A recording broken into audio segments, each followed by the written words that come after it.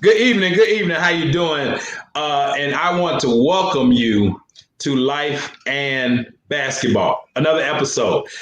My name is Karvell Bailey, and I am happy and pleased to have you here again with us on another episode of Life and Basketball.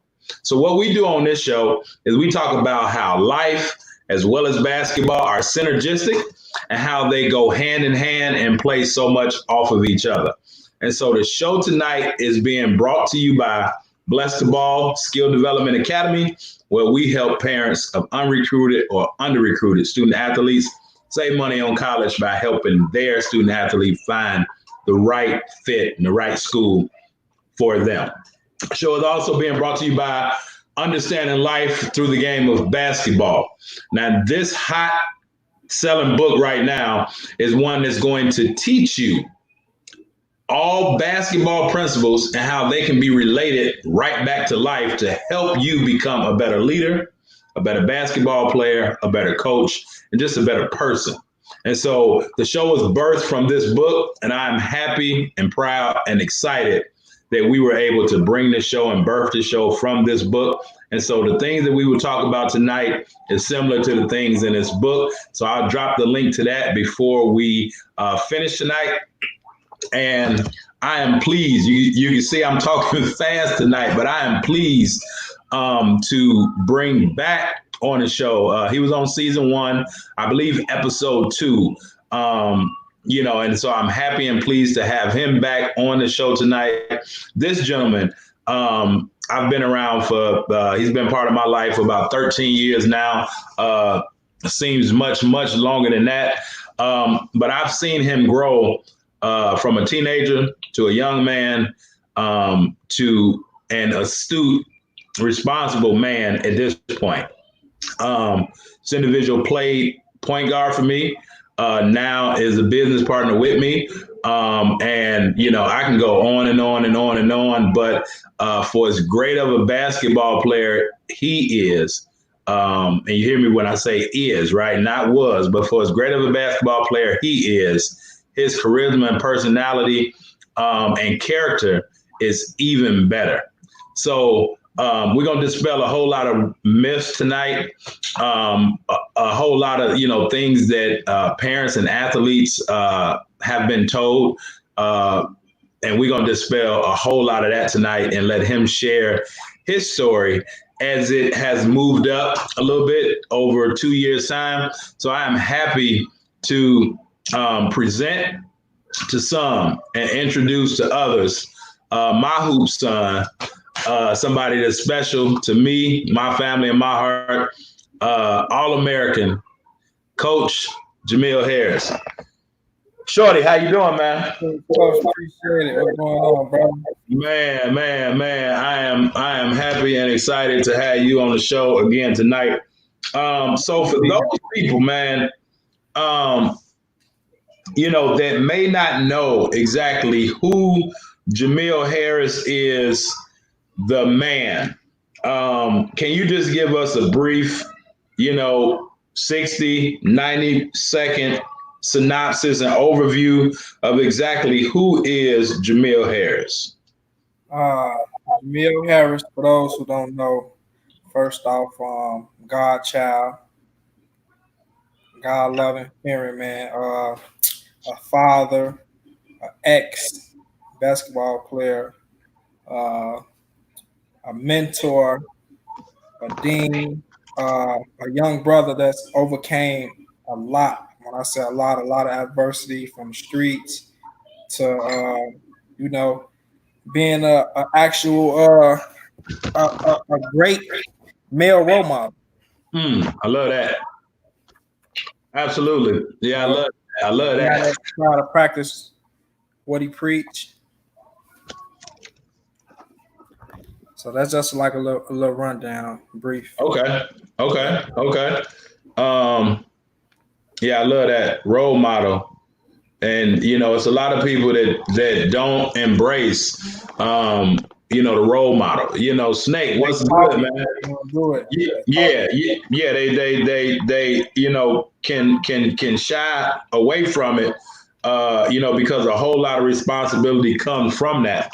So, we're not going to waste a whole lot of time, because tonight is my youngest daughter's birthday. So, we gonna get in and out tonight, and we gonna bless the people. But we ain't gonna rush it. But we gonna do what we got to do. Starting out, let's start out like you are from probably one of the historically known, probably one of the toughest neighborhoods in Chicago, by the way of K-Town. Can you talk about, and when we first met, when you first, when you came and played for me, we were going to Marshall to do a community service event. I've always been big on that, and I picked you up, and we were talking that day, and I told you, and I always talk to you about it. I'm gonna get it out you, but I said, man, Shorty, you got a book to write. Like, your story needs to be heard. But growing up in K-Town, can you explain like how K-Town molded you into the successful man that you are to today? Like, can you just give a background about K-Town and then what it did to help shape and mold you? Well, K-Town, man, it's like a whole nother world in the Yeah. United States. Actually, it's just we different. As far as molding me, it's like it was a lot of gang banging, a lot of killing, a lot of drugs, prostitution, whatever you name, it was there. It was in our community. We like square. It's like from uh, 16th to Roosevelt, Pulaski to Cicero, or Mm. however you want to say it. So Hmm. square. So we seen a lot growing up. So the one escape for everybody, something that everybody had in common, was sports. We had the park, Franklin Park, where I'm from. We had Yeah. the baseball field. We weren't big on football. We had baseball, basketball, softball, things of that nature. So everybody just really just went to the park and used sports for escape to escape what they had going on at home, or maybe seeing their parents on drugs, or seeing somebody get killed, or trying to be forced to join the gang or something. Like now, when they seen you play sports, you got to pass. So. I grew up in a tough environment, so I had no choice but to be tough and not to uh, give myself no pat on the back. And then I was always kind of considered a pretty boy. Right. But when we got on the court and I played basketball, I was the toughest gangster you was ever going to run into. Mm. So, K Town just kind of molded me to be tough. It was like if you want tough, you want to survive. Especially under my shoes, I always was a little more fortunate than other people. So it's like I didn't have to prove myself. But if you made me have to prove myself, you was gonna really find out. Mm. So that's molded me to be a tough person in sports and in life in general. To just go Absolutely. for what you want. I believe in that you are a product of your environment, but you also have the option to not be. You got to use that as a flip and reverse it. Now, when Mm. they say you're a product of your environment, what you're a product of? Rebuilding, reconstruction. Mm. Yeah. Yeah, I love that. You say you're a product of your environment, but you have a choice not to be. Yeah, in a Yeah. negative way. Right, right, right, right, right. Yeah, no, that's huge, man. And Twist it. And that was yeah, always my goal. I had a few guys I looked up to, and I seen what that ball did for them. And I always wanted to. I was a very competitive person. I wanted to take it up a notch higher than everybody. right, You right. know, Now, you said, and I don't want people to miss this, but you said that you can be a product of your environment, but what type of product? Are you the product that's going to cause destruction, or are you the type of product that's going to cause and help with the solutions? And I think that You a that's big. problem or you solve it. You have solved. Yep. You either a problem or you a problem solver. You solving it. And to your point, like it's an old quote, and I don't want to mess it up, but it say like the same hot water that a boil of egg soften a potato. Yeah. So it's what you do Mhm. when you're in that environment. You know what I'm saying? Do you, Right. you use it to, let it make you just callous, or do you use it, let it make you better, so and man, all the years that I've known you, I've never heard you express it that way, and that just speaks to just the level of growth, that you have gotten and done over the years. Um and so now, you mentioned Franklin Park. Can you talk about, man, how Franklin Park like introduced you to the game of basketball, and how Franklin Park put that love of the game of basketball in you? Um, Franklin Park, once again, to piggyback on the environment, everybody had problems. Everybody was looking for an outlet. Yep. The one thing that everybody in the neighborhood had in common was the park. Mm. So the park was where everybody went to escape. We went to go get laughs. We went to, uh, meet up with the girls and just be typical kids. But Yep. like for the park, the main source and thing of Franklin Park is like the brotherhood and basketball. Mm. So basketball was like our thing. So it was either you was gonna come with it or you was gonna get left behind. Mm. So let's say hypothetically, you come to Franklin, this open gym. Ain't no rules to open gym. If somebody got 5 guys and they lose, somebody got next, they can pick them other 4 guys up. Ain't no guarantees you're gonna get on. So it Mm. was just like you had to come with your A game. So Franklin Park really molded. Uh, don't take this the wrong way, how I'm gonna say it. Gangsters, but when I say gangsters, I mean that on the basketball court. Yeah. Yeah. Fashion as well, with fashion. So Yeah. that's really what that molded. We have, I will say that, my personal opinion, we have breeded some of the best guards that maybe gone unknown because they took different paths. But I Mm. have witnessed some of the greatest guards come Mm-hmm. from where I'm from.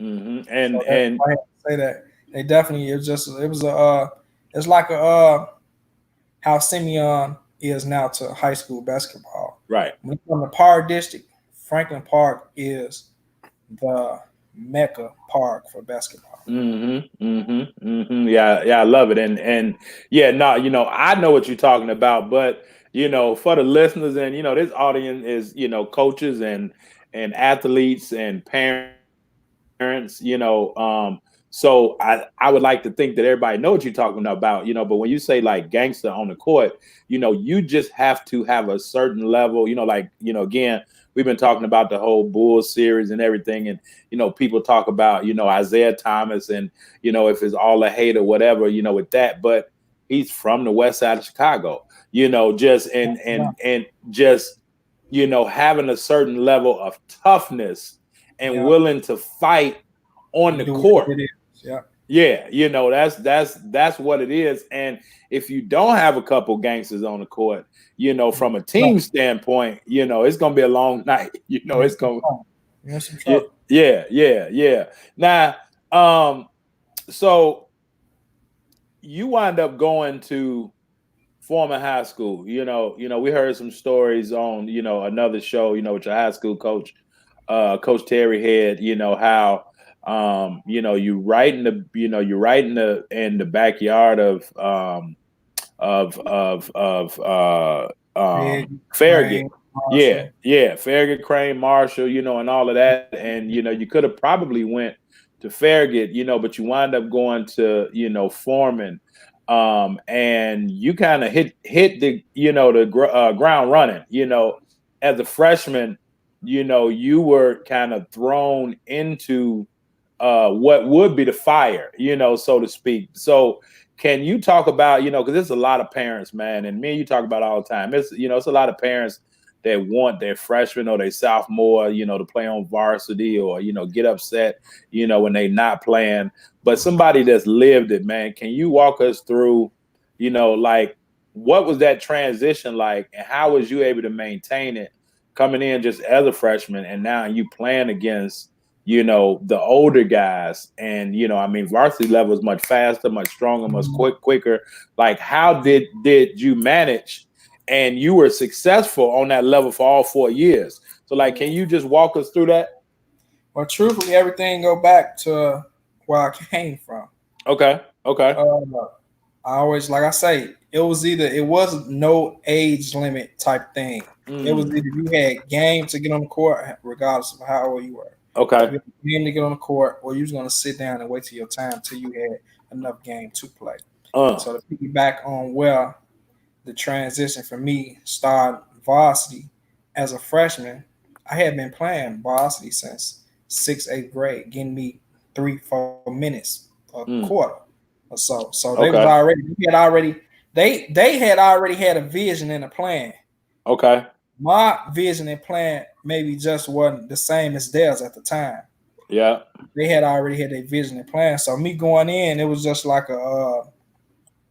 it was basketball wise, it was a sort of easy transition, but like the road was maybe the hardest transition for me because I'm used to being the man. Even though the ball was in my hand, I'm used to being a man. I'm used to scoring 30 points a game. Yeah.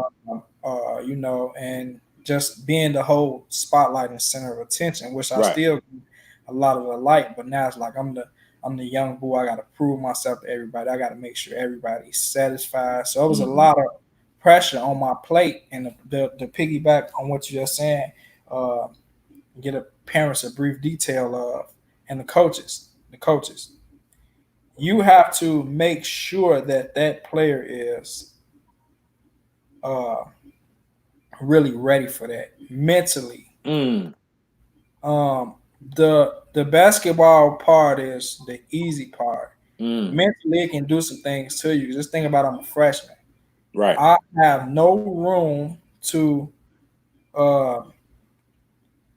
no little girls, none of my friends, no nothing. We practicing and doing so much. It's like I had no childhood. Right. I had to become a young man in the door. A leader in the door. I had no time to be silly, goofy. I'm the point guard of these.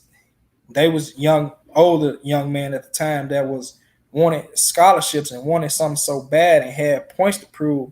So I just had to come in as the leader who got the ball in my hand, even hungrier. I had to train my mind to be stronger than them. Yeah. Because I had more pressure on me than anybody else. Because once again, I'm the head. The ball is in my hand. Right. Everything go through me. Right. So it's like you have to really mentally make sure prepare them kids for that. I think a lot of coaches just kind of throw the kids in a fire because of their talent. Right. Sometimes you have to groom a kid into that, and I feel like that's what Terry, Keith, Randy, and Lois was doing since I was in 6th grade. So the transition one, like I say, the basketball transition was easier, but like I was forced to grow up faster. Right. Yeah, because and as you said, that's a great point. Again, I always talk about is those that want to play and those that have to play. But as you get older, right, when they start we talk about varsity, and those are mostly juniors and seniors, they're starting to see high school coming to an end. So now it's like, okay, what's going to happen? So I need to get this scholarship, and that in comes a freshman. And if that freshman is not mature enough from the shoulders up, it can really blow somebody's opportunity of getting where they need to go, and I mean, we're going to, talk about it in a minute, but it was kind of the same thing that I told you when we were at Truman, and I pulled you in the office and I said, Jamill, don't let these freshmen mess up your sophomore year. You know what I'm saying? So, I mean, to your point, now you the freshman. So you had to be the one that, you know, as you said, mentally stronger or just mentally strong enough to be able to lead those guys because their expectations for me is very high. It's not a freshman right. expectation. Yep. Yep. I'm only 14 and 15. It's 13, 14, one of them. So it was like a reality check quick.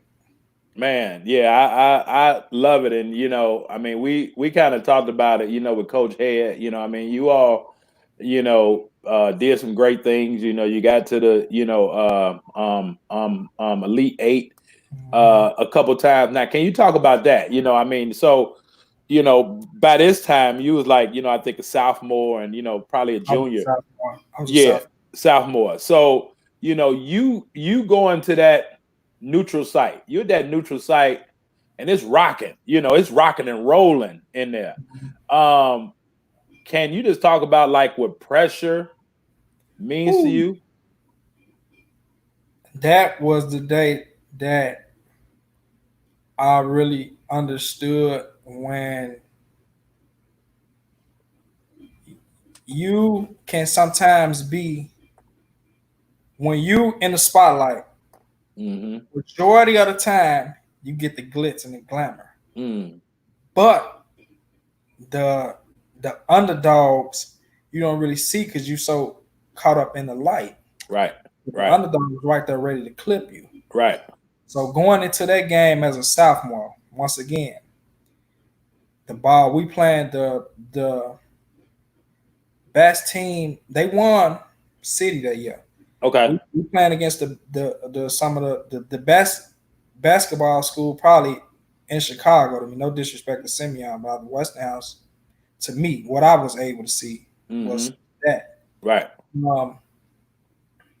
We're going against them. You know, they breed guards. Right. They breed guards. So as me as a sophomore, it was a lot of pressure, a lot of pressure. There was a lot of pressure on the coach. You know, we had Chris Head there as an assistant at the time. And, okay. You know, he was the one, like, he was coming to get me every day. He was preparing me because, of course, he raised these dudes. He knew who they're going to come after. Yeah.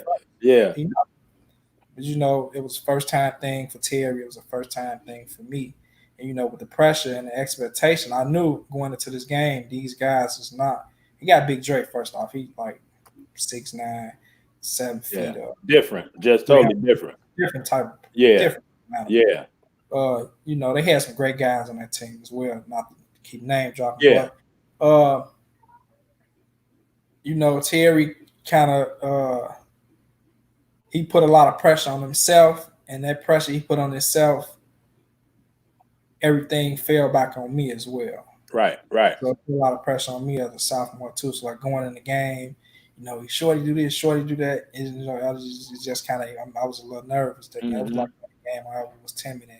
They were just sending guards at me. They had like clips. Send sub 2 out, send 2 more in. Yeah. Sub him out 45 seconds, deny me the whole game, sub him out and put some more in. So it's like they knew the attack. If we keep this young fella out the game, we got him. But I knew they weren't gonna let me squad see that. So I said, I'm gonna just facilitate. Yeah. So that was when I knew that I was becoming a complete point guard now instead of scoring guard.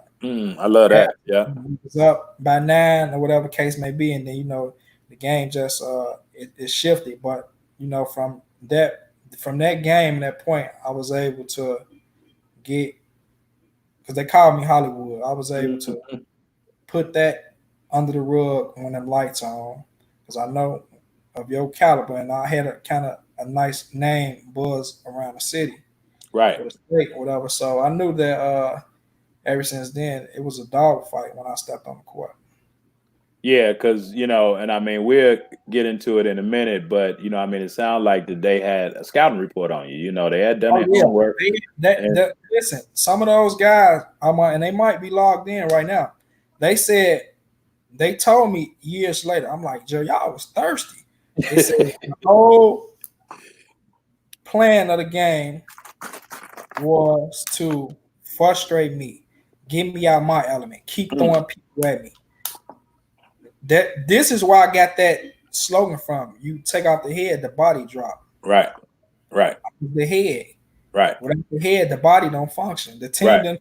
They were so used to me facilitating to make it easy for them. It was kind of difficult to plan B. Right. Right. Right. Yeah. No. And you know, coach told me, man, you know, some time ago, you know, he was like, man, the object of the game is to make the players think for themselves. Because, you know, oftentimes, you know, coaches calling the play or you saying, you know, hey, cut this way or go this way. But if you can, you know, from a defensive standpoint, if you can take away, you know, that first pass and, you know, with y'all, you know, I used to always say, like, if we can't start. So let me back up. So many teams start their offense the same way on the right-hand side. Well, if you take away that first initial pass, now they got to think for themselves. Or if you let them make that first pass and now you take away that second pass, now they still got to think for themselves. Or so what I used to always say, like, we running our plays from the right or left. You know, you got to know this play if we go on to the right or if we go on to the left, because now they can't deny that, you know. But on the defensive end, if you deny that first pass, I guarantee you, for everybody that's watching, coaches, young athletes, you know, and even parents, pay attention to the plays being ran. And almost even on, you know, they don't do it a lot in the pros, but even, you know, high school level, college level, that first entry is to the right. And like it's just embedded that way. And if you take that away, like, and to piggyback on that too, coach, that game, you know, Terry might not like this, but you know, we keep it 100. He 100 dude, I'm 100 dude. Yeah. He should have sat back and let Chris take over that one. Run it.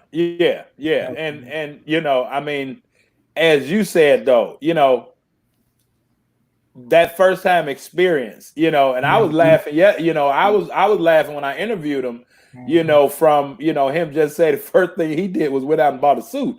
You know, man, I remember when, you know, when I was that time he did that. You know, the first time the oil went downstate, and man, you know, I was the dean there, but I was also like, you know, the consultant for the team, man. You know, me and Lou would talk about a lot of things, go over film and, you know, scouting reports and all that, man. And you know, after the game, Lou, man, they lost. And I texted Lou on the way back to my car, man. I said, man, don't put a suit on tomorrow, man. Don't ever wear another suit, because that ain't you. You know what I'm saying? Do what you do. You know, and oftentimes, you know, we can get in situations in which we over prepare. And now we kind of thinking about it, you know, I mean, and in hotels, you go out your norm sometimes. Yeah. You go out your norms like that, you know, it's you make your kids nervous. You know, we doing private dinners that time they wanted to stay in the hotel to stay away from everybody. Of course, they took our phones and it was just like, dang, y'all making us nervous, dog. Now you right. Because oftentimes prepare us, but let's stick to what we've been doing to get us there, because that get us there is, you know, now if I take if I got a route I take to school, I know that what this route is gonna get me. If I take another route, I'm not guaranteed that I'm gonna get there on time. Right. So that's kind of routines, but it's the same way, like, you know, athletes have pregame routines, and you can almost tell when, if that routine is thrown off, you know, you get some players, they're gonna listen to a certain music. You get, you know, right. It's mental. Certain players may use the bathroom at a certain time, tie their shoes up a certain way, and if that routine is off, it can throw a lot of things off for them. So now, you know, I really want to hit on this for a second. So, you know, you leave Foreman, man, and you go to Kansas. You know, you go to, at that particular time, you know, Jayhawk Conference. Fort Scott, you know, Division I JUCO, and then after a year, you know, you come home. Can you talk about that experience? Because, you know, we got a lot of kids that transfer and may not go to the right fit, and you know, even though that was your, your choice going in. But like, can you really talk about maybe what parents don't know, what athletes may not know, and even what some coaches may not know, that's maybe trying to steer the athlete to a certain place. But like, can you talk about how that situation kind of helped you see basketball from the other side, so to speak? So us Chicago players, coaches, parents, we got this certain ego about us that we walk around with, Mm, and it maybe can it's a good thing, but it can be a bad thing because most time you used to things going in your favor and your way. right, right, You right, know, come to the sports scene, especially if you uh somebody with a name. right. Um, going to that just showed me it really don't matter how good you is if you can be replaced at any moment, Mm, and regardless of anything. You know, mm, they might not find a kid as good as you, but they're gonna find a kid that is less arrogance, that's gonna go to mm. class and work hard than you, that's gonna get on the court and work hard than you. He might not score as many buckets as you, but Right, right. he can feel the shoes. Yeah. So that's the number one thing going in, and like I say, Chicago people go in with this ego, and coaches too. It's a ego thing, and the ego can make you fall sometimes. Yeah. And some people not able to get back up from them From falls. that fall, absolutely. And Absolutely. that just taught me so much in life right now. I don't hang with crowds. I don't. I'm very, you see the side though, but a lot of people never really heard me talk. I'm quiet Right, now. I'm very right. reserved. That all came from college, really. Like, you have to watch your surroundings because Mm, everything that went left in college was. I'm a very accountable person. right. Everything that kind of went left in college was not because of me. It was because of the people I was around. Mm. Okay. Okay. Okay. Okay. So you got to be accountable for the people that you're around, because it kind of goes back to what you Come said. with you You connected. can, huh? You connected.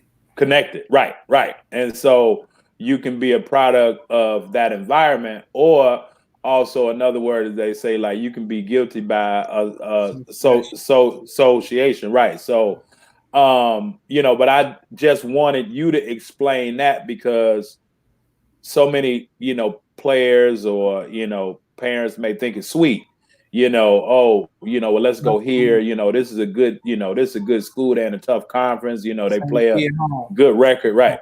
Some And and so if you don't do what you're supposed to do, they're gonna mhm, send you to the crib. they sending you home. Plain and simple. So Some might let you finish school, finish your whole semester. That some just might ship you off immediately, right, right. depending on the circumstance. But at us at Chicago, we already have this. What's the word I'm trying to use? We have this. Can't think of the word I'm trying to use. Like a certain aura about We ourselves. have a aura too, but also a negative. Uh, they say that Chicago players is uncoachable. They're Mm, not disciplined. right, They right, make it outside of their environment. They right, used to this. They used to that. right. So you have to go in and prove that before, as a basketball player, you have to prove your character before your talent. Really, Mm, they think that we all are thugs. mm.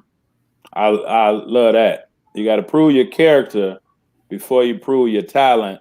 Um, and it's a lot of people that just think that talent is going to just get them where they need to go. But I mean, living proof that Yeah, that can be true, but without proper character or proper integrity, you know, it's going come to an end sooner. Yep. It's gonna come to an end soon. Yeah, like you know, Mike said, you know, it's a certain stigma, you know what I'm saying, you know, about us that, you know, this is what they do. That's your boy Mike Black. We go. So, you know, you call me, man, and I don't know how you got my phone number. I don't know if it was from Tom, from Old Go. I don't know how you got my number. I got your number from the other coach. Bailey, is his name Bailey? It's from Austin. Man, it's been so long. I'm getting Okay. What's his name though? Dildy? Austin. No, Coach Dildy. Coach Dildy. He supposed to got that. He was going for the position. Yep. So he can't get it, but you know, man's there. Yep. He 100. He gonna let you go to work like me. My whole thing is when I pick schools, I always wanted to. I'm rather like whenever I buy a house, it's gonna be the type to get built from the ground. This I wanted to go places where I was a part of a rebuilding program. Yeah, you can't say I can. I you know, most people, a lot of credit don't go to the players because of the names of school. Right. So, you know, I always looked at that too. I don't want to go where y'all got the number 2, number 3, or none of that. I want to go somewhere where I'm going to play against y'all and make y'all realize that y'all ain't that because I am. Yeah. So that's how I always looked at that. And I was doing my research on the city colleges because at this time, you know, the clock is ticking. You know, when I came to you, it was like schools, maybe their first day of school, actually. Yeah, I think you registered the first day, and so, you know, the backstory. So when you call me and, you know, we talk and, you know, you like, you know, I'm Jamill Harris. First of all, you were able to communicate, right? You know, a lot of athletes can't communicate with coaches. You know, it's a whole communication void, but you introduced yourself. You gave your first and last name. You know, you told me what high school you came from. And then you gave me the backstory. You was like, look, I was at Fort Scott. And, you know, you was like, look, I'm home. I'm from K-Town. You know, I got to go to school because I need to get, you know, my mama, my grandma, my auntie, like out, you know, the neighborhood. So you gave me that whole spiel before we even got to talking about basketball, you know. And so the first thing, athletes need to be able to properly and effectively communicate. And then the second thing that you did was you like told the truth and kind of gave me the reason why you needed me to like take you. You know, you basically sold yourself, you know, again, from a passionate standpoint, not a basketball standpoint. Yeah. But after that, then you you know, wind up calling me back. I think like a day or two later, you was like, Coach. Yeah, because I was undecided, right? Yeah, you know, and you called me back and said, Coach, man, I'm gonna be honest with you. I got a school in, I think, Ohio looking at me, and I got a school in California. Yeah. And you was like, so, you know, once I hear from them, then I'm gonna let you know. And so me at this point, right, because I'm building a team. They hadn't had a team in 17 years. First year, so we building a team, you know, and it's a Division III junior college at that time. So wasn't no scholarships. And so, you know, okay, cool. And probably about 3 days later, you called me back and you was like, Coach, I'm coming. And then, you know, me, I'm kind of, you know, arrogant too. I'm like, what you mean you coming? Like, you know, I gotta want you, you know. And you was like, well, you know, I'm like, so what happened? And, you know, I want you to talk to this. You know, you were saying, well, first of all, I'm guessing the things that they told me about the school in Ohio wasn't true. And then in California, and what people don't know, junior colleges in California have their own system. They're not even part of the NJCAA. And so they have their own system. And and so many athletes get burned by going to junior college in California because those credits don't transfer back to the NJCAA system. And so if you go to school in California, you got to graduate from that JUCO in California because those credits will not transfer back to the other 49 states because they sit by themselves. And so when you call me, and I'm gonna let you speak on that, but the things that were being fed to you, you found out within a 2 or 3 day period that it wasn't true. Yeah. And so, like, I mean, can you speak on that? At this time coming around, I have already built maybe this reputation. He's good, but he's maybe uncoachable. Yeah. At this time, but nobody know your story though. Right. But sometimes you ain't here to flip on up as well. But just talking to those people, is heavy on my heart. I always been a type of person. Like I said, I didn't do much talking, but when I did, I'm coming in for everything. So it was to a point now. Like basketball has always been my life. Only thing I really ever knew. I'm no handyman. No, basketball is my world. Was my world. So it's like I have to make the decision. I have one more year left of JUCO.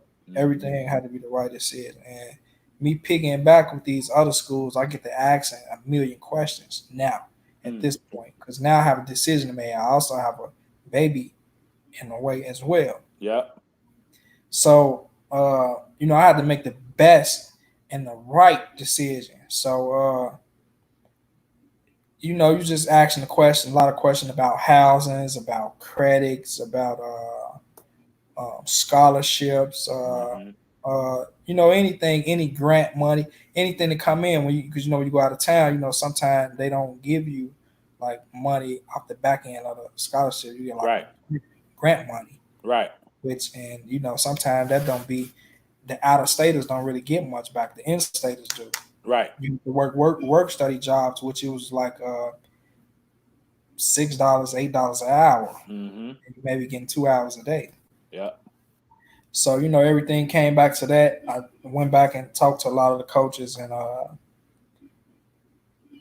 knew that it wasn't gonna be a good idea for me. I was gonna set myself up, man. And to piggyback on something you and Terry was saying yesterday with the coaches don't ask you about your family, how your family doing.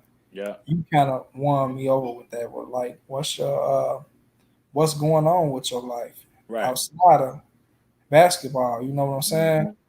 So that kind of won me over too. And I'm like, a few people had already gave me the thumbs up on you, like he gonna take care of you, not gonna jerk you. So you had did your homework too, of course. Right.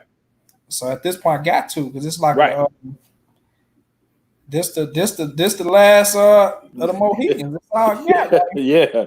And I was under time. I was under pressure because I was under time. School starting, and when I actually called you back, that was the first day of school. Yeah. So we went from there, and it was absolutely in my eyes was the best choice for me to make because in California, I had to deal with. I can't remember, but I want to say Tracy was down there in Bakersfield.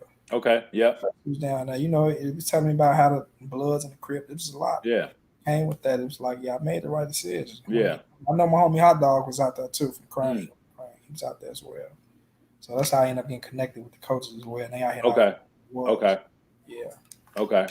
So so you come to Truman, man, and right off the back, man, we jump into it. The first day, at school, we straight into it. And so, we working out, and I mean, as you say, Hollywood, I mean, you fresh to death, you coming in, and but when it was time to play basketball, you were serious. And we so for the people that don't know, and we're gonna get into it kind of rapidly, but what we do now, you work, we both work together, as school vendors. My company is school vendor, and we go teach character development classes and social emotional learning programs throughout the Chicago public school system. But you kind of like, we talk to our students about this all the time, but you're on the west side. Truman is way up north. Can you talk about the commute and like how much in you had to be to make that commute every day. Like, can you talk about that commute? Yeah, that's why I say I piggyback. Like a lot of people don't know your story, but I guess Right. this the icebreaker. I had the this was like a moment where I really had to question, is basketball really what I want, or do I want to be in the streets, Right. Yeah. or do I want better for Yeah. everybody? Do I change the goal, or do I go around these loops to reach the goal? I love it. So, I had to come all the way from out west every day. I had to get on the bus. I had to get on the train. I'm going up north. For people that don't know, up north is the dangerous part of Chicago. Yep. Those that don't know and quote me, no, I am absolutely sure what I'm saying. Up north is the worst part of the city. I didn't went to Right. school out south. I didn't been raised out west and went to school up north. Up north is a different world. So Yeah. I had to get on the bus every day, on the train, the red line, maybe the worst line you can possibly get on. So and like I said, I always dress real nice, Yeah. case may be. So I had to deal with a lot of people follow me and doing this and doing that. So I kept like a little pocket knife on me. Mm-hmm. I used to complain to you sometime about like, man, coach, this killing me. Going, I gotta go far, Right. whatever the case may be. But me and you always talk about God. Yeah. So at this point, I always been a believer of God, but now it's real, it's Yeah. strong. You know what I'm Yeah. saying? It's strong because we did nothing. We practiced without giving the glory to God before we had to quit anything. Right. So, it was like God talking to me, like, son, is this what you really want to do? Yeah. Go for it. Yeah. Don't let nothing deter you. Yeah. Do what you do. And I also know I had people in the background like Shorty Don. It's over with for him. Mm-hmm. Screwed up. He ain't gonna be shit. Mm-hmm. Whatever case may be. So in my mind, my goal was still to try to get my people out the hood, for me to graduate college. Something I promised my grandma I was gonna do. Yeah. And use the basketball while doing that. And so I had to do what I had to do. And if I had to get on that bus and that train, that's what I was gonna have to do. And that's what I did.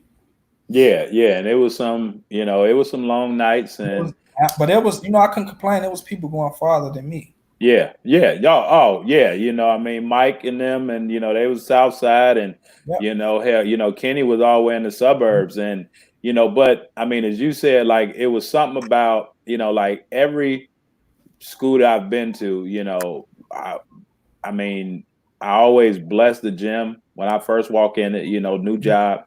But, I mean, as you say, before every game, we could say the Lord's Prayer. And I mean, been doing that since high school. But we were covered, man. And our very first game, we on the road to Indian Hills. We going to Iowa. The school didn't want us to go, but they gave us $2,500 to go. We was able to get travel suits, pay for our bus because they didn't know nothing about that. Again, program I'm like, look, this is a guaranteed game. They wanted to beat up on us before they played Chipola, and two or 3 days later, right? It was number 1, number 2 in the country. Yeah. And so, they, paid us, and I never forget, man, after the game, the AD, was like, hey, all right, coach, we gonna mail you that check. I'm like, dude, we ain't leaving until you give me that check. And so literally the AD had to go in his office and get his what they call like his petty cash checking book, and he had to write that check there. I'm like, dude, he like, coach, y'all straight. No, man, we ain't listen. They beat us by 55 points. At that time, we hadn't even had uniforms in. Like that check was paying for uniforms, paid for the bus, was paying for travel suits. I need that check, dog. You know what I'm saying? And so he wound up giving it to us. But on the road to Iowa, and something fell off a truck. Now we're on a coach bus. Something fell off a truck, a pole, and that pole went right through the middle of your legs, right to my, straight up. Straight up, yeah. Like we were cut. Jeepers Creepers to be exact. Yeah. Like, and to where we had to wait, and wait on another bus. And matter of fact, by the time we got to the game, just show you how programs do. We got to Indian Hills. It was like 16 minutes on the clock. You know what I'm saying? They ain't give us no other time to warm up. Beat the brakes off of. That's there like the white bikes and went to Marquette and in the league, all that. But like when that pole came up through there, man, we looked at each other. Mike Jackson and Mike Black and Kenny and we Mike Williams, and we like it's a purpose for us. You know what I'm saying? Like it's a bigger purpose for us outside of basketball. So but I mean, you had to carry the load because Wayne go down with an injury. Mike Jackson is a freshman. Mike Black break his arm. We was waiting on him. Then he break his hand. And we like, man, we ain't gonna get him back into Christmas. You know what I'm saying? So, you just had to watching. You did that on purpose. Yeah. I mean, but man, we had to do some great things. And our first 10 games, we was 1-10. Yeah. And that one win was off a forfeit, right? That one win. So we was literally really like 0-9. And after practice one day, you came in my office and you was like, Coach, I don't know if I can do this no more, and I'm like, what you talking about? And as open and honest as we can be, you was like, Coach, man, we in here 3-4 hours. You was like, man, I can, I got a baby on the way. You was like, man, I can be on the block selling bags. And I had never had a player talk to me that way, as much as I'm an open book and try to be straightforward. But you was like, do you understand where I'm from? You're like, Coach, I can get on the phone, man, and like be straight by the time I get back home. Mm-hmm. You was like, but I don't really want to do that, man. But we losing, so I don't see a purpose in this. And I was like, trust me. And we sat in that office and me and you prayed, and I was like, just pray about it, man. Go home and and when you got home, we talked again. Yeah. We said, and again, that long commute and everything, but man, we sat in that office and after that, it was like, God answered prayers. I think, man, we was 1-10. We finished the season 13-17, like went on, won like the last 12 of our last, 17, 15 games. And we had a great showing, and I mean we only had 7 players, and also was a relief too, because it was something that I wanted to express losing, and you wanted to express to me to stop holding the dog back. Yes, yeah. It also helped break a lot of ice then, because it was like, okay, now that that's over with, let's go. Yeah. And I mean, we was able to roll, man. And, we had a great time, and, you was putting up numbers, and, for people that don't understand, you were top 5 in scoring. You was top 5 in assists. You was top 3 in steals. At a Division III school, right? You was, and we talking in the country, top 5 in scoring, top 5 in assists, and top 3 in steals. And I ain't pad no stats. I didn't pad no stats. Somewhere in the on rebounds too. Somewhere. I mean, because you had to, and as Mike Jackson, huh? I said this in the country too. For those top in the country, and like Mike say, less is more. I mean, we found a way to get it done, and so you wind up we have a great tournament, man, and you wind up being voted All-American, and get a scholarship offer from Chicago State. Had a lot of people at that time not calling and calling, and so you wound up going to Chicago State, and again, you were able to do what you told your granny you was gonna do, and you was able to graduate. Not only did you finish basketball, and this is what people don't know, and you can talk about it, for a second too. I mean, as we, we up and down tonight. It's a short flight because it's my baby birthday. So she put a time span thing on me, limit on me, so we got to go. But coach, you can talk about it, man. You weren't able, so you was offered a scholarship, but you weren't able to go to the school until the following year because you had to pass one more class. But you stayed and was still doing that commute and was coming up to school for that one class. And I was at your graduation, man, with your mom, your auntie, like you were able to walk across that stage and let them see you walk across that stage. So can you talk about, man, like what that meant to walk across that stage, So go back to what I was saying. A lot of people were saying it was over with for him. It was done. He was done. He uncoachable, man. And let's get this clear right now. You a sharpshooter. You have never had one problem with me as a player. No. But maybe being too bold at times. But disrespectful, never. No. Have you ever? No. Yeah. So I don't know where they got that from. Right. But the walk across that stage to prove myself that I can do it. This is my associates, by the way, from Truman. Right. To prove to myself that, dude, you can overcome anything. You was just at the one of the top divisions in the country. You come down to this school up north where they shoot and game bang at. You got to commute from this dangerous area from where you from. Yeah, it's a gamble. But I'm covered, like you said.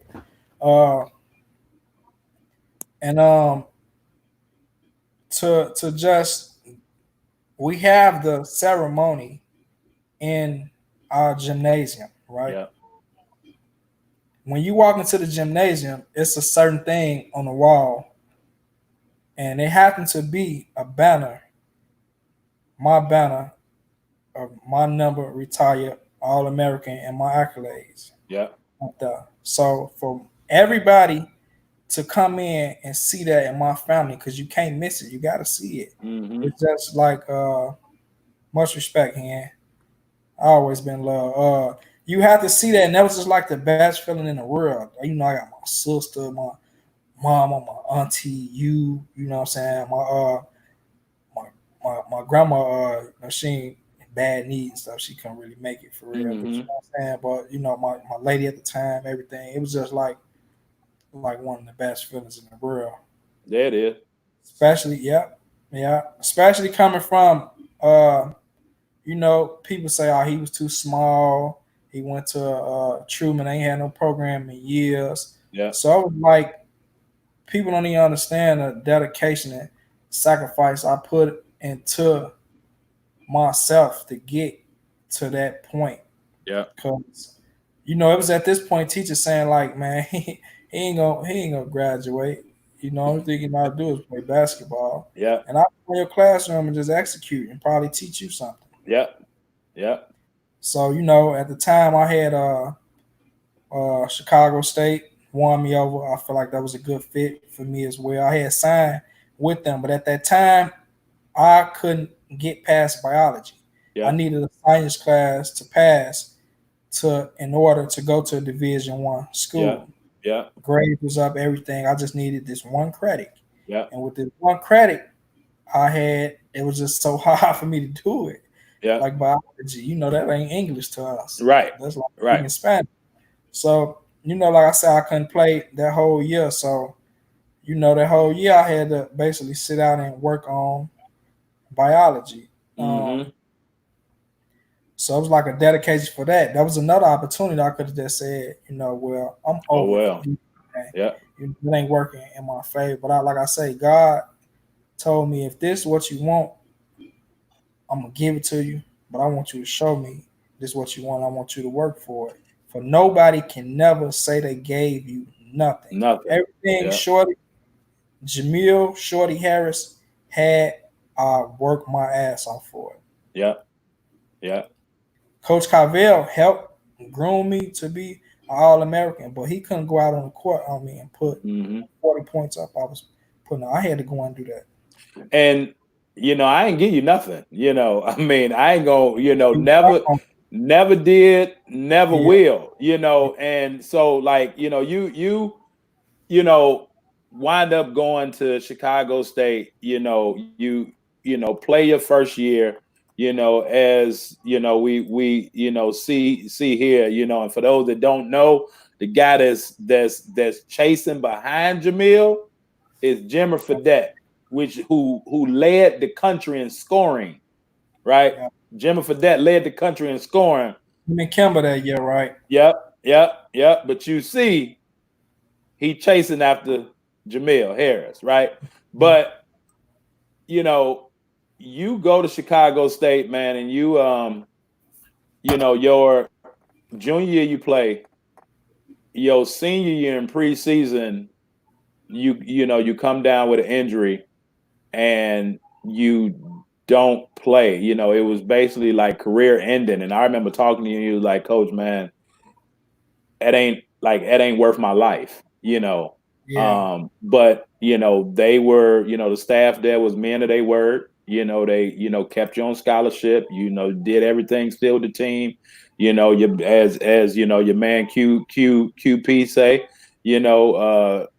Quentin Pippen, and but you graduated. Not only did you graduate with your associates, but you graduated with your bachelor's.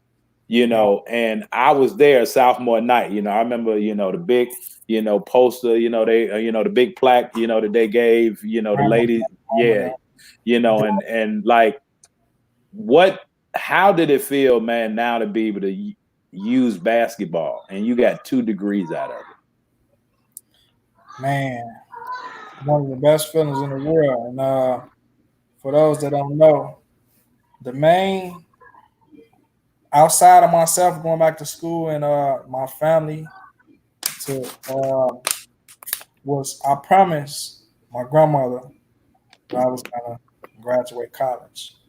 I walked across stage with my bachelor's on her birthday. That was the best birthday gift you can get somebody. Only God can do that. You know what I'm Yeah, saying? Can set that up that way. yeah. But the story that y'all hearing right now, me playing basketball my whole life, and all these loops and bends and turns, never fold and never break, only made me tougher. Mm-hmm. Um, you know, to get up to my senior year when it's time for the big bucks, Right. time to go get it. Right. And we practicing, and for those who don't know the story, we was working out on the track, and I just get to coughing up blood, whatever the case may be. When you're a college player, once that something like that happens, that's serious. Yeah. They have to run these tests on you because Right. kids was behind and such, whatever the case may be. To this point, we still don't know what was the cause of that, but it was serious. Every practice it was to a point. I knew I was a little out of shape, but it was to the point I was just coughing up, just throwing up all the time. Like Mm-hmm. what was really going on? But I ended up, I did get cleared, but once I got cleared, we was like 20 games in. So at that moment, I became a kind of a coach Mm-hmm. Mm-hmm. of the game. But I never, I just used that, and that was God telling me, okay, let me sit you down, son, and let you learn more Yeah. about this thing that you love. Yeah. You can give back to it. Your basketball career isn't over. Mm-hmm. It's time for you to take your story and your journey and your knowledge and Mm-hmm. give it to somebody else. They need you more than the people need you on the court. Yeah. Absolutely. Absolutely. So that's how I took that, and be able, like I say, I come from K Town, none drugs every corner, gang bangers. We had a lot of great people around there as well. Yeah. what come with them type of environments and poverty. Yeah. That's what I'm with that, and and I honestly could say that everybody did a great job from keeping that around me, keeping Mm-hmm. that from around me. The decisions I made was because I wanted to make them. No one around, everybody around me, try to you know did their part. Right. So just to be able to do that and just take my journey and teach it back to kids and give it back to kids and walk them through things that I know I was in the mud with to try to turn that mud to concrete for them Yeah. and make Yeah. the journey a little easier for them. For I them think coming up. that's just that type of stuff shows the character of a person. Man, you have done this for free before we got money. We Yeah. went to, Yeah. uh, that just shows the character. Like I could have just said F basketball. I ain't showing nobody or getting nobody kids no knowledge, no gain, no nothing. But Right. this is my love and my passion. I always been a giver. Yeah. Anyway, so just like I love the game too much to just walk completely away from it. And at this point, let's still be clear. I could still probably go play pro basketball somewhere right now if I want to. Absolutely. Yeah. But I'd rather be with the youth. I'm Yeah. about the youth is our generation. What's next? Yeah. And that's what they missing now.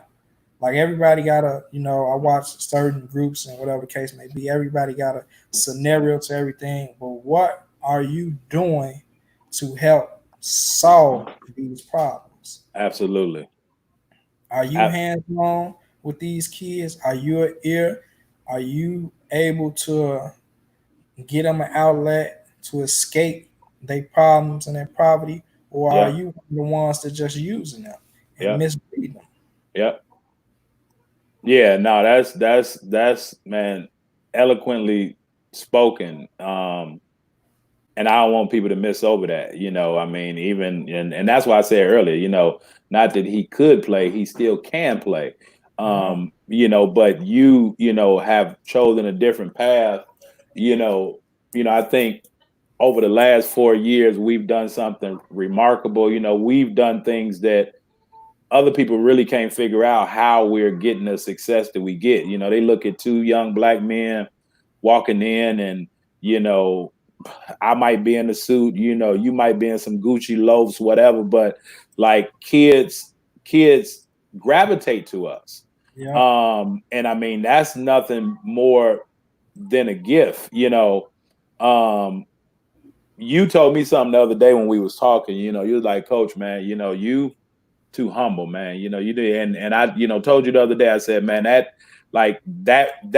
word that you spoke to me. You know what I'm saying? Because this show is not really about me. Right. I've always lived and wanted to help serve and bring the light to other people. But the kind of same way you told me, like I told you when I said, Jamill, stop deferring to Wayne. He was like, what you mean? Cause I said, like, dude, the ball should be in your hand. Stop, because he's older. Stop deferring and giving to him. And that's kind of what you threw back on me like last week. You're like, Coach, like people don't really know really what you do or how you do it because you don't really talk about yourself. You're like, but you need to like let people know. And that meant a lot coming from you because we've kind of, we've been through it, blood, sweat, and tears, literally.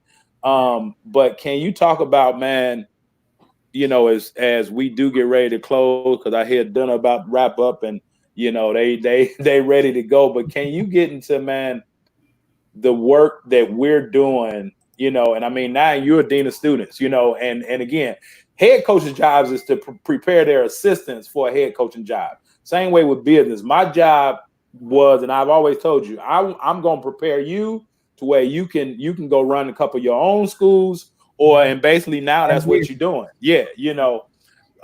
Can you just talk about just knowing your passion for the youth and what you're doing now, but like the work that we're doing, like how that's been instrumental in just your development off the court? Um, First off, I'm gonna tell you thank you for everything you have done for me. Oh, no You know, I question. appreciate you without a doubt. You know, you call, I'm coming. Yeah. Everything you drop, I'm coming. And you're gonna be on time. Well, really early. Yeah, for sure. You taught me that. If you on time, you're late. Yep. You on time, you're early. Yep. Um, I'm gonna use you for example because you on here. The time, the conversations, the money when I needed it, the rides when I needed it.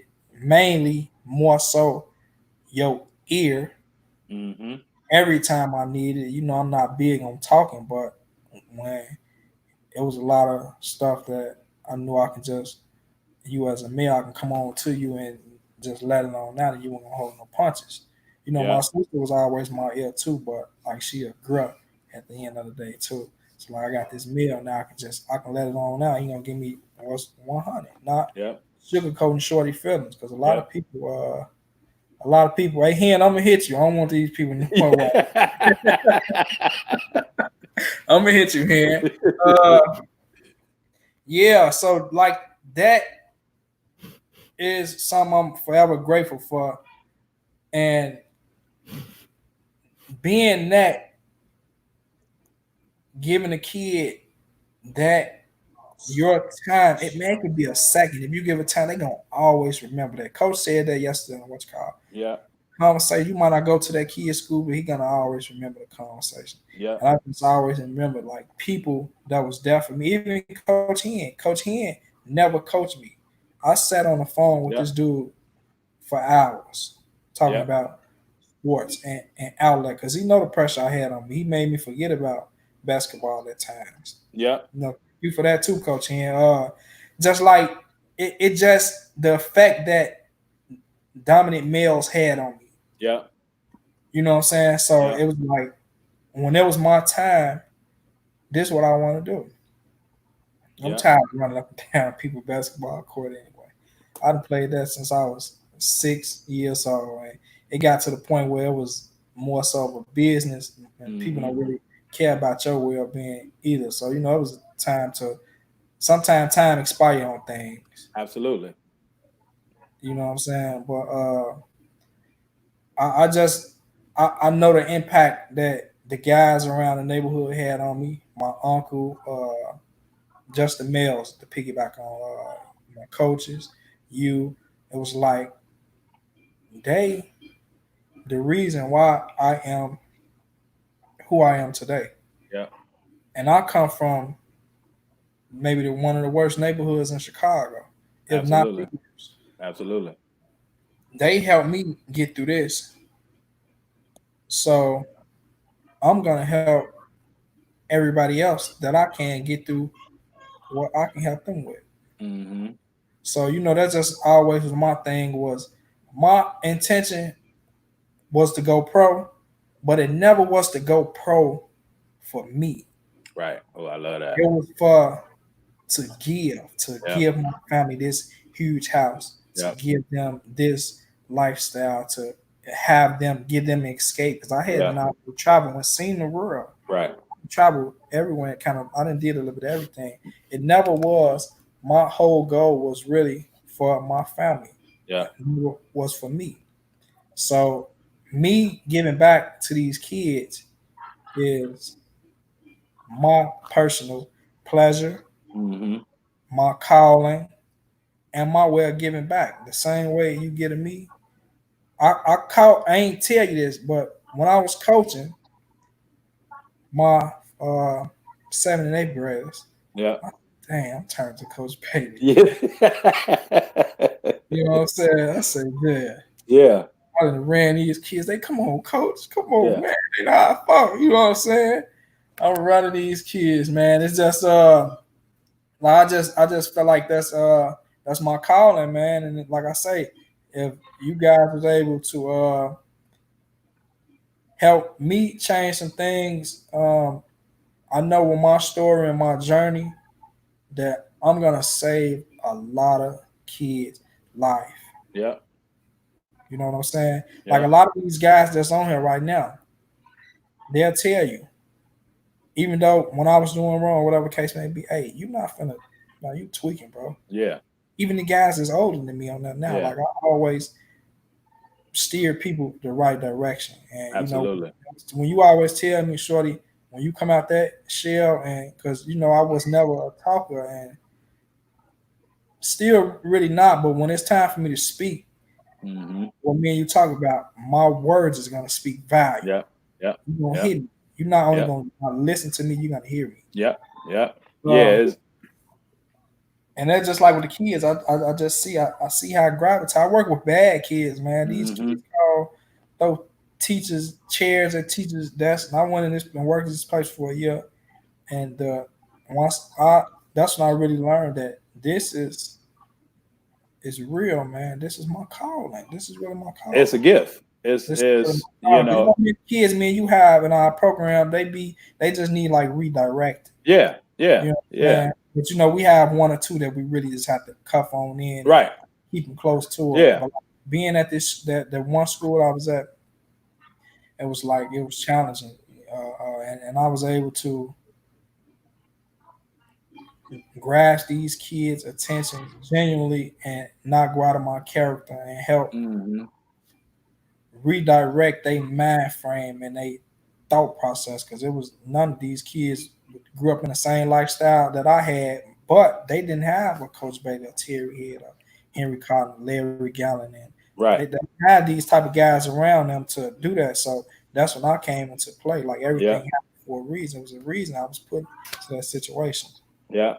No, about that, man. It was just like when you a blessing, you be an even bigger blessing to somebody else. Yeah, you got to be a blessing, man. And I'm gonna put this picture up real quick, man. But blew me. yeah. This was when I really knew, and I was like, wait, man, look at his face. It was just one of those days, and and you see, but we got everybody working. I mean, if you look at this picture, everybody is engaged, right? And but that particular day, I was like, he ready. You know what I'm saying? And I would put you out there, and I ain't just throw you to the wolves, and easy. And great leaders are great followers. You know what I'm saying? Like good teachers are great students, and you would just sit back, you know what I'm saying, and be valuable where you needed to be valuable at, the same way, on the court. And, I'm like, look, let me kind of, we gonna get in this door together. You know what I'm saying? Let me kind of push it down a little bit. But by the time we leave, everybody in the building gonna notice you, and they gonna know, and slowly but surely, if it's telling your story here or making a teachable moment there. And now it's like, okay, this dude not only fly, but he intelligent a little bit too, and so they gravitate to you for that, man. And go ahead. I said that was the turning point, because most, I guess I look slow or something. So at some point they don't expect me to be so intellectual as I am. Yeah. I don't talk much, but So no, man, I definitely appreciate you from the bottom of my heart, man. And I mean, as you say, and I don't take it for granted that when I call you there, or when you call me, I'm a ear, and you call just everything from good news, bad news, needing to talk, need to figure something out, baby mamas, you know what I'm saying? No matter what it is, I think that's where our relationship has grown. You got two beautiful daughters, man. They're expensive as hell. That's the main thing I complain about. But you do an amazing job as a father. You know what I'm saying? You do an amazing job as a father, and I, take my hat off to you, and I love you for that, man. Just, the person that you are, well beyond basketball. And you really exemplify this. You made it easier for me to, and I mean, got a testimonial in here, probably one of the first testimonials, but you made writing this book easy because you was coachable. You know what I'm saying? You were coachable and did these things, used these principles, and still use these principles now, to this current day. And as you said, you're using them with your team and your athletes. And, I mean, we're still doing, some great things. But, I do want to say, understanding life through the game of basketball, again, just principles, basketball principles that can help you grow in life and be a better leader, be a better person. That's the first book. The second book is Creating the Perfect Storm. Right, being able to get in the mental mindset. I'm gonna share a quick story real quick. So we're in the conference tournament. Jamill uncle gives him a towel that said the best week of my life. Right, he was able to put himself in a mindset. He averaged probably about 37 points over the course of 3 games. Right, averaged 37 over the course of 3 games. But he was able to put himself in the mind state each and every game, to be able to create that perfect storm to where no matter what he threw up, and I still got the game on VHS and I got on DVD, right? To where whatever he put up went in. Defense, like everything. And so athletes need to be with National Player of the Week. National Player of the Week too. Yep. Well, it happened twice, so I think that was maybe twice. The second. Yep. Yeah. And so you have to be able to put yourself in the mind state and the mindset as leaders, just leaders, to be able to get in the best position so that you can get the best performance possible. So you can get both books, and I'll drop the link in the comments, but you can get both books along with the first 2 seasons of this show, and you'll get a chance to see the first interview that I did with Jamill. He was actually in the heart of K-Town. I had his shirt off, everything. Right? Yeah. So, but dropping knowledge and dropping education. So I'm gonna put the link in there. But definitely go and grab a bundle. For you, for your athlete. Your coach or whatever. But moving on from that, man, he didn't want me to, hurry up and get to this hot seat, and I'm gonna go ahead and do it as we're getting ready to close down. My first question, man, and I'm gonna be a little biased on this because I think I know where you're going, so I'm gonna throw the lob out there. And I think it can be a couple people, but I want to ask this question though. Who's been your best coach ever? I think I will have to get that to you. I have to. It's Terry was definitely, but me and Terry used to clash a lot. Like I tell you to this day, I can't take nothing from dude. But we used to clash a lot. But that was because we both were so competitive and wanted to drive. But like I was too young to understand what he was trying to do for me. And once I kind of get, when you got a hold to me, I was more humble and understanding. So it's like we created something that so strong that it's like it's unexplainable. Like you can't explain, I can't explain it. It's different. It's different. And Keith was like it's like my godfather. You know what I'm saying? Right. So but a lot of credit comes to him. But when it's like it's a different. It's different with me and you because I was real young with them, and it's like they molded me for you. Yep. But I was old enough and mature enough to let you pick my brain without a hassle. Right. I gave them guys a hassle because I didn't understand what they were trying to do. So and he was able to execute that, and and the respect is different. That's now I'm actually surprised because I was thinking that you was gonna say Chris. Because I mean, we talk. You and I have had a lot of conversations.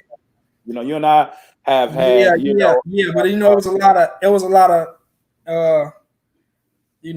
Y'all know the rivalry, Chris Head, right. thing, bro. So I only had Chris for like when you said who was my best coach, when I got into that, I mean as if the relationship on and off the court. Okay. So, Cool. like, now, if you saying like Chris pushed me like a motherfucker too, though, but I only played for Chris for like a summer, Couple months, yeah. Ready? How that is, yeah. Okay, cool. So I got two more questions, and then I got to roll. My baby checking on me. Who's the best player to come out Franklin Park other than yourself? That you've seen with your own eyes? That's a good question because a lot of guys, well, one of my guys that got killed, in my eyes, to me, he was the total package of a god, but the streets was something that got a hold to him. His name was Karvell. He was a lucky lefty. He was swift. He was like he can jump. Give you a prime example. You remember Angel Santiago, right? Yeah. Angel used to come around and be around them guys because to get some game from them because that's how serious he was. But it was another U-turn. But maybe someone familiar that everyone know. Well, Franklin, I have to say Boo Davis, Ronald Boo Davis, and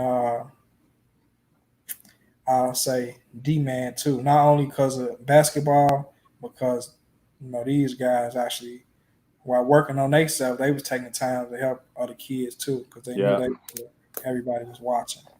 Yeah, I love it. Boo Man, Boo Davis, or Boo Davis and D-Man. Yeah, tough.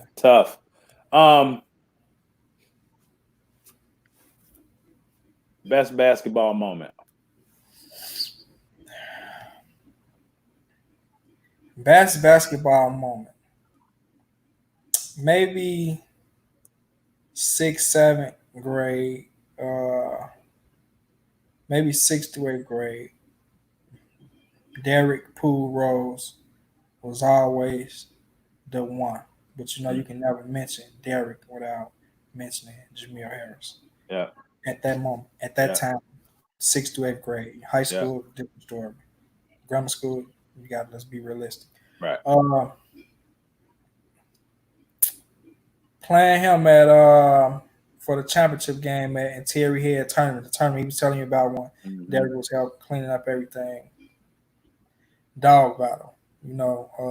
Dion Head just geeked me up. That was my hype man. Shorty, this nigga never won. Nigga, you never won. Nigga, you from K-Town, West Side, Joe. He set me up, and I went crazy that night in that game, man. Also, another game we played, man, coach, I got a free run. I'll give you that one. Another game we played, Derrick Rose, Jerome Randall, Tim Flowers. This was Ferrari before they became Mean Street. We played them championship at De La Salle. Me and Pooh, younger than everybody else, we played up. That De La Salle, Michael Jordan's in the stand. My grandma. This was the first game that my grandma actually came to too. It was crazy. As I left that game, stock went up. The guard Jerome Randall then had to switch off and guard Derek was just like the craziest thing. A long night, yeah. And, I have to say that De La Salle game was maybe one of the best highlights. And, Terry got ejected out that game, and Mac Irvin, may God rest his soul, the godfather of basketball, Mac Irvin, Nick had to take over that game for us, and we ended up losing by 2 or 3 points. Wow. History right there, baby. That's history. I don't know if a lot of people know that story. It was me, Let me rewind it. Chris Singletary got ejected out the game as well. Him and Terry. Chris got ejected, and Terry got ejected for defending Chris afterwards. So me, I don't know if Pat was at that game. Pat was playing. Patrick Beverly was playing on the Heat with us too at the work. Okay. We was the Fire at the time. Okay. Me, Jonathan People, he was another high school All-American. Chris Singletary, basketball legend. Marcus Randolph, D1 player. Rob Ebner, another division player. UIC. Corey Hughes, may God rest his soul, the West Side legend, went to Prosser and Farragut. So we had like 6-7 guys that was top 20 of their class, and I was the baby of the bunch. And once again, I was the head of the pack because the ball was in my hand. So I can never just forget those moments with Chris. Just man, that was like an NBA, the Lakers versus the Celtics. It was the Fire versus the Ferrari. That was the two powerhouses. Yeah. No, and that's history there. Just with Ferrari. A lot of people don't remember them, but 60 seconds or less, man. And the last question: how can we make basketball better? How could we make basketball better? First off, we have to be honest with these kids. We have to be honest with them. We have to be transparent. We have to figure out outlet for these kids. We have to give back opportunities, jobs. We have to be more than just a coach. We have to be an ear, a father figure. We got to stop using these kids for our personal exposure and things that we didn't get and we wanted. We're trying to use the kids out of that. You didn't get a chance to go to the NBA. You trying to push. Of course, you want to push the kids to their talent, but make sure it's for a genuine right reason. Yeah, not for your personal use. And and the main thing is us black males have to put our egos to the side and come together. It's a lot of these dudes that have sources that the next don't have, but instead of them giving knowledge or kicking it or helping the next brother out, they'll hold it to their chest. Yeah. And when you hurt us as a whole, it trickles down. Absolutely. It trickles down to the kid. Yeah.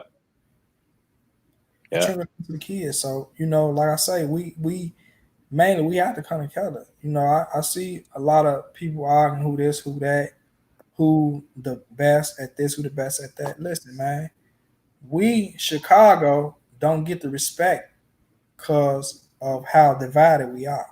Yeah. So at this point, when are we gonna wake up and understand how powerful we are together? These schools don't come to Chicago because we're not just gonna blame the athletes, the coaches. Yeah. They see how y'all operate. Y'all don't help each other, etc. Yeah. They can't. You're not trustworthy in their eyes. Can't be trusted. Yeah. Yeah. So nothing's gonna change until we change. We may have to come together. That's how I see we can really make the kids come together. You can't be trying to backstab another coach. If I'm working this kid out, hey man, I can show you better and teach you better. Now, if you feel like that, come work with me. And let's help this kid. Let's help the kid. Man, those are jewels, man. Nothing changed until we change. We got to be honest, transparent, got to give back. Yeah. Stop using kids for our personal exposure. Put our egos to the side, man. That's really what everybody has been asking. I did coach elementary this year, but everybody had asking like, man, when you going? It's time for you to coach. It's time for you to coach. My approach is so different. It's like I actually love everybody, and if I'm not able to be around, I know I can, and people that's 100% doing this, not for no check, but for the growth and the help these kids like I can't fall off into it, and I just hear a lot of things and it's just like I don't want to be in the mix of that, so I don't do it. But when the Yeah. time is right, you know what I'm saying, I'm gonna get in and help be a change. Yeah, no, man, and you're doing an amazing job. You know, I mean, we got so much more to do, you know, but you just not getting started. You know, I mean, the sky's the limit for you, man. I'm proud of you. You know, love you like a son. You know, you already know that, man. You know, the family love you. You know, I tell, you know, Addison that you said happy birthday, man. You know, but I appreciate you coming on, man. I'm about to run. So yeah, so we can celebrate her. You know, I hope that you guys learned a little bit more about Jamill Harris, his story, but also, you know, a little bit more parents. I hope you learn, you know, you got to be mindful. They got to know how to communicate. Athletes, I hope you got from it, and coaches. If nothing more, go back and rewind the closing remarks from, I you know, Jamill. Thierry said yesterday, if you have a kid that's looking, and Karvell always open and reach out to Henry Cotton as well. The quarterback, Henry Cotton, what nobody don't know, I'm sorry, he ain't tell the story a little early. He was helping me fill out all my college letters that people were sent to me, and I gave him all the letters, and he sent them out for me. Yep, and you know, So, and you know, coaches that's willing to you know, reach out to Henry really Karvell, Coach Terry Head. You know what I'm saying? They always open and willing to help you guys. Yeah, absolutely, man. And you know, men goes down and come together. Men, Hen has talked. Yeah, you know, Chicago definitely. You know, men, you know, Hen has talked, and you know, I'm gonna get him on the show. You know, and you know, I mean, because he, you know, damn near, you know, one of the pre-Godfather. You know, what I mean, Hen has been around for a long time, man, and you know, to help so many people. But Shorty, man, it's been real. I got to go. In closing, as I always say, y'all keep striving for the top because it is crowded as hell down at the bottom, baby. So y'all be good until next time. We will see you around. Shorty, I appreciate you, man, for everything that you do. And you know, let's turn it up a couple more notches, baby. Yeah, you know. Next time, y'all. Yes, sir. All right, y'all. Peace.